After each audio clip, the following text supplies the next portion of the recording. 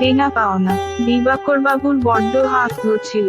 ধর্মতলার ট্রামলাইনের পাশে দাঁড়িয়ে যখন তিনি পকেটের রুমালটা দিয়ে কপালে জমে থাকা দুশ্চিন্তার ঘামটা মুছছিলেন, তখন কলকাতা শহরের চেনা কোলাহলটাও তার কাছে কেমন যেন অচেনা ঠেকছিল।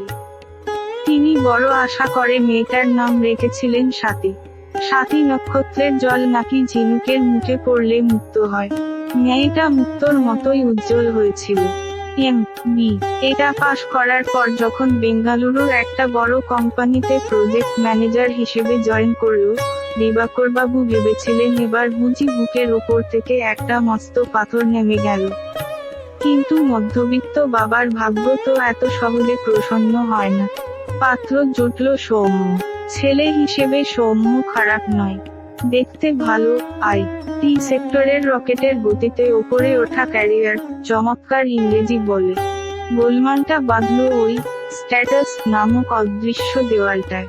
সৌম্যর বাবা, যিনি কথায় কথায় নিজেকে অত্যন্ত লিবারেল আর প্রগতিশীল বলে দাবি করতেন, বিয়ের ঠিক দুদিন আগে কফি কাপে চুমুক দিতে দিতে বললেন, দেখুন দিবাকরবাবু, আমরা তো আধুনিক মানুষ, পন্টন এসব একদম পছন্দ করি না। তবে হ্যাঁ, ছেলেমেয়েরা বেঙ্গালুরুতে থাকবে, একটা স্ট্যান্ডার্ড তো মেইনটেইন করতেই হয়। ওখানে যে ফ্ল্যাটটা ওরা দেখছে, তার ডাউন পেমেন্টের 30 লাখ টাকাটা যদি আপনি একটু গিফট হিসেবে দেন, তবে ওদের সুবিধা হয়। আর বিয়ের বাকি খরচ তো আছেই। গিফট শব্দটার আড়ালে যে লোভের নখ লুকিয়ে ছিল, দিবাকরবাবু তা টের পেয়েছিলেন। কিন্তু মেয়ের ভবিষ্যতের কথা ভেবে পৈতৃক বাড়িটা বন্ধক রেখে, জীবনের সমস্ত সঞ্চয় ঢেলে তিনি টাকাটা জোগাড় করলেন। কেবল বিয়ের রাতে আরো কিছু আনুষঙ্গিক খরচের দাবি ওঠা 10টা লাখ টাকা তিনি দিতে পারলেন না। জোড়হাতে বলেছিলেন, পরে মিটিয়ে দেব।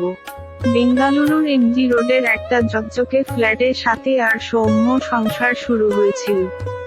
বাইরে থেকে দেখলে মনে হতো ভারী চমৎকার, সুখী দম্পতি।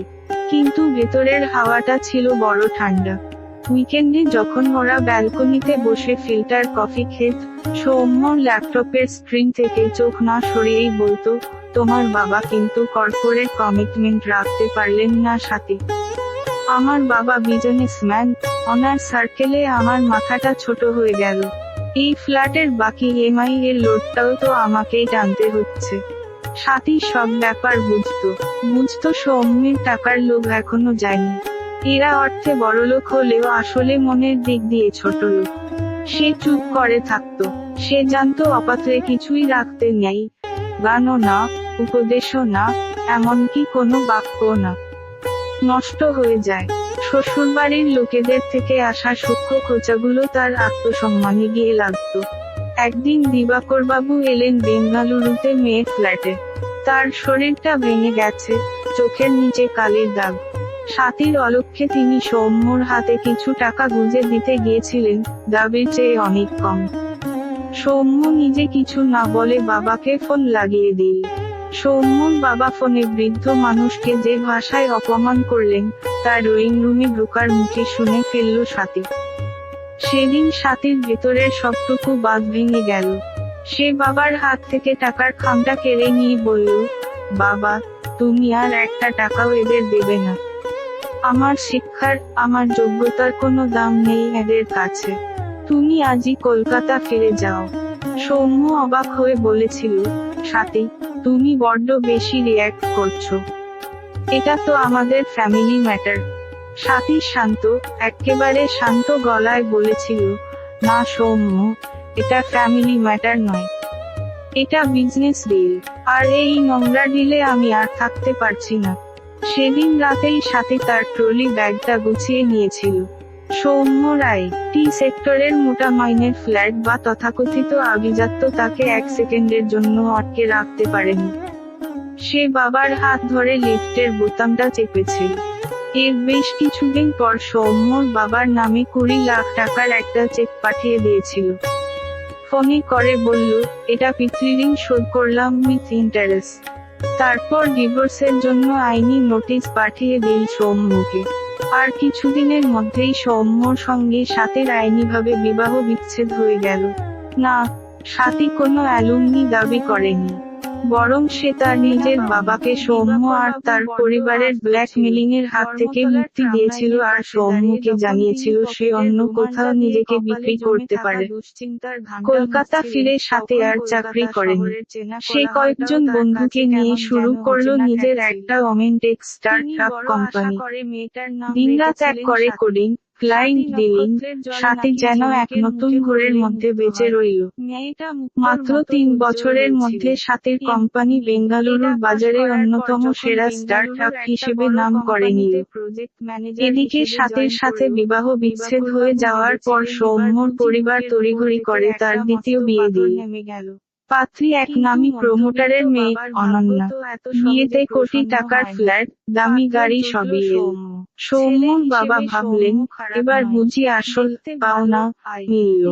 কিন্তু অনন্যা ছিল অন্য ধাতুতে গড়া। সে যেমন উচ্ছৃঙ্খল, তেমনই জেদি। সৌম্য রায় টি লাইফের খাটুনি বা তার মা বাবার মধ্যবিত্ত মানসিকতাকে সে এক পয়সারও কেয়ার করত না। অনন্যার জীবনে তখন উকিঝুঁকি মারছে তার পুরনো প্রেমিক বিক্রম। সৌম্যর উপার্জনের টাকা, ক্রেডিট কার্ড আর বাবার দেওয়া সম্পত্তি নিয়ে অনন্যা আর বিক্রম অবাধে ফুর্তি করতে শুরু করল। সৌম্য প্রতিবাদ করতে গেলে অনন্যা মুখের ওপর বলে দিত, আমার বাপের টাকায় কেনা ফ্ল্যাটে আছো, বেশি কথা বলো না। টাকার যে অহংকার নিয়ে সৌম্যর পরিবার স্বাতীকে ছোট করেছিল, আজ সেই টাকার জোরেই অনন্যা ওদের জীবনটা অতিষ্ঠ করে তুলল। বিয়ের পর প্রথম শীতের শুরুতে অনন্যা সৌম্যকে বলল, চলো পাহাড়ে বেরিয়ে আসি। সৌম্য ভেবেছিল সম্পর্কটা হয়তো এবার একটু সহজ হবে। সে জানতো না, পাহাড়ের ওই নির্জন বাঁকে তার জন্য এক চরম অন্ধকার অপেক্ষা করছে। এক অন্ধকার রাতে, গভীর খাদের ধারে সৌম্যকে ঘুরতে নিয়ে গিয়ে অনন্যা আর বিক্রম পেছনে থেকে ঠেলে ফেলে দিলেন। পরদিন সকালে যখন পুলিশ তাকে উদ্ধার করল, সৌম্যর প্রাণটা কোনোমতে আটকে ছিল ঠিকই, কিন্তু তার মেরুদণ্ডটা টুকরো টুকরো হয়ে গেছে। ডাক্তাররা স্পষ্ট জানিয়ে দিলেন, সৌম্য আর কোনোদিন উঠে দাঁড়াতে পারবে না। সে চিরদিনের মতো শয্যাশায়ী। পুলিশি তদন্তে অনন্যা আর বিক্রম ধরা পড়ল। কিন্তু অনন্যার বাবা প্রভাবশালী। টাকা আর বড় উকিল খাটিয়ে কয়েক মাসের মধ্যেই অনন্যার বেল বা জামিন হয়ে গেল। জেল থেকে বেরোবার পর অনন্যা একটুও দমল না। আইনি জটিলতার সুযোগ নিয়ে সে সৌম্যর ব্যাংক ব্যালেন্স আর ফ্ল্যাটের সিংহভাগ নিজের নামে লিখিয়ে নিল। তারপর পঙ্গু সৌম্যকে ডিভোর্সের নোটিশ পাঠিয়ে বিক্রমকে বিয়ে করে সোজা উড়ে গেল বিদেশে। যেই সৌম্য একদিন টাকার দম্ভে অন্ধ ছিল, আজ সে একেবারে নিঃস্ব, পঙ্গু। চাকরি নেই, টাকা নেই। বৃদ্ধ বাবা মা চোখের জল মুছতে মুছতে বিছানায় শোয়া ছেলের পাশে বসে থাকেন। কয়েক বছর পর, স্বাতী এখন দেশের অন্যতম শীর্ষস্থানীয় টেক উদ্যোক্তা। সে তার কোম্পানির পক্ষ থেকে দুস্থ ও পঙ্গু মানুষদের চিকিৎসার জন্য একটি বড় চ্যারিটেবল ট্রাস্ট খুলেছে। ভাগ্য বড় অদ্ভুত পরিহাস পছন্দ করে। সৌম্যর বাবা মা কোনো উপায় না পেয়ে সেই ট্রাস্টেরই ফ্রি চিকিৎসার জন্য ফর্ম ফিল আপ করেছিলেন। হসপিটালের চেনা ডেটল আর ওষুধের গন্ধের মাঝে হুইলচেয়ারে বসা জীর্ণ সৌম্যর সামনে এসে দাঁড়ালো স্বাতী। সৌম্যর চোখে তখন শ্রাবণের মেঘ, অপরাধবোধে ঠোঁট দুটো কাঁপছে। সৌম্য কোনোমতে বলল, আমায় ক্ষমা করে দাও স্বাতী। যে টাকার অহংকারে আমি তোমার আত্মসম্মানকে পুড়িয়েছিলাম, আজ সেই টাকাই আমাকে পঙ্গু করে দিয়ে চলে গেল। স্বাতী সৌম্যর দিকে তাকালো। তার চোখে কোনো প্রতিশোধের আগুন ছিল না, ছিল এক অদ্ভুত উদাসীন করুণা। সে শান্ত গলায় বলল, আমি তোমাকে অনেক আগেই ক্ষমা করে দিয়েছি সৌম্য। তবে এটা ঈশ্বরের শাস্তি নয়, এটা তোমার নিজের চাওয়া জীবনের পরিণতি। তোমরা সেদিন একটা মেয়ের ভেতরের মানুষটাকে না দেখে তার বাপের টাকাটাকেই সব ভেবেছিলে। অনন্যা তোমাদের সেই লোভেরই আয়না ছিল মাত্র। স্বাতী সৌম্যর চিকিৎসার সমস্ত আজীবনের খরচ নিজের ট্রাস্টের নামে মঞ্জুর করে দিয়েছিল। কিন্তু সে আর সৌম্যর জীবনে ফিরল না।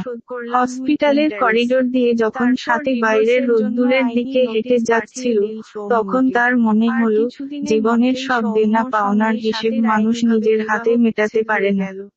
কিছু হিসেব জীবন নিজেই মিটিয়ে দেয়।